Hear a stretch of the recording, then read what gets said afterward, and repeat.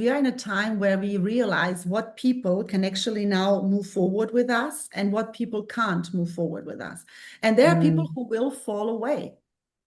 And if we don't do it, if we don't consciously look at it, then as you said beautifully, you realized it, they're doing something that is very forceful in a way, and they are being removed. You need to understand that not everyone you surround yourself with can go forward with you, because a lot of the people that you have around now are the people that fit the old version of you. That's not to say that all your friendships need to go. We have beautiful people that stay with us throughout our whole life, but a lot of people will have to leave. And you need to distinguish who needs to leave and who is here for me to stay with me and keep walking the new path now with me, because there are people who are going to do that. The truth is, kindness does kill. It kills people who function on certain mechanisms, and they expect on that level of mechanism a certain response. And if you don't give that to them, now they got nothing. Understanding people's motives, why they do what they do. I've realized this more and more in my life, how much our environment shapes us and how important it is to have the right people around you. And some people, they go a certain path with you and it was perfect for that path. And then that cycle ended. And it's not to their fault or our fault. It's simply, and you will notice that there's no resonance anymore. Like it's just repetitive. You don't feel like you're getting much out of it in a way. We don't have relationships randomly. Everyone serves each other. We all serve each other in a certain way. Is this person benefiting me in a way that I feel good, that I learn, that I grow? That I feel supported, that I feel valued, I feel cherished? Or does this person not make me feel like this? And sometimes the answer is no, or not anymore. And then you have to be courageous, to take action based on that, to make decisions based on that. When you do that, you will have so much more energy to pour into the people that actually are really of value.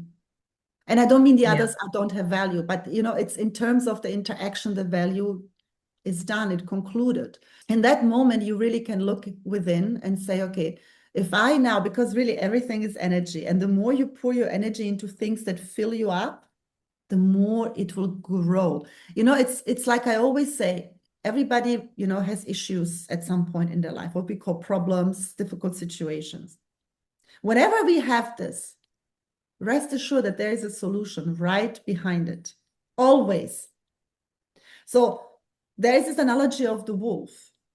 So what wolf are you going to feed? The one that has these issues, and you pour your energy into the issue? You know the issue. So what's going to change if you focus on the issue? Or are you going to feed the wolf that comes up with the solution? It's really all about, where do I direct now my energy? Where do I focus to direct my energy consciously? It has to be very clear and very directional. And if you're not clear, if you're confused, in that moment, you can also do nothing and observe until clarity comes in, because you can't act on confusion. The truth, validation to a certain degree is important for all of us. But there's a difference between seeking it in order to feel good about yourself versus the natural need. If I'm seeking it, I will even go against myself in order to have it. I know there are all these labels out there, right? Narcissist, empath, whatever. I don't work on labels. That's not to say they don't exist. There are psychological explanations and everything for this kind of behavior. Yes, and we can look into it. It helps us understand it. But you need to go beyond that. This is what narcissists do, and this is what they give you, and then you just want more, and then they retreat, or they're avoidant, or whatever. You're just staying stuck in that energy. Pull that energy back into yourself and what you need in order for yourself to feel fulfilled. And when you focus the energy on you and you change things based on that, your environment cannot not change. And you start pouring that power and energy inside of you, and therefore you change your mechanisms, you change your behavior, you change your thoughts and your emotional state, and you start feeling safe in your body and in your own decisions. That is just noise, and it goes away. Everything, honestly, is a reflection of the self. Everything.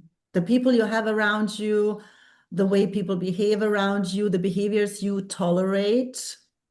Because everyone is quick in pointing fingers, labeling, blaming, but hey, you are the one tolerating things. You are the one letting patterns repeat. And if we are honest, we only allowed it to continue because on some level it served us. You know, good or bad doesn't exist. We label it good or bad. Everything just is. This is just a cup. I just have a cup here. Whether it's beautiful or not, it doesn't matter at first. So if this cup was given to me, let's say by my late mom, then this cup would have a very specific meaning for me, right? It would be very special because it came from her. But if it's a cup I just bought in the store, it doesn't have the same meaning. In life, there is a rhythm. And we need to align our will to the natural rhythm that's way beyond us. What does it mean?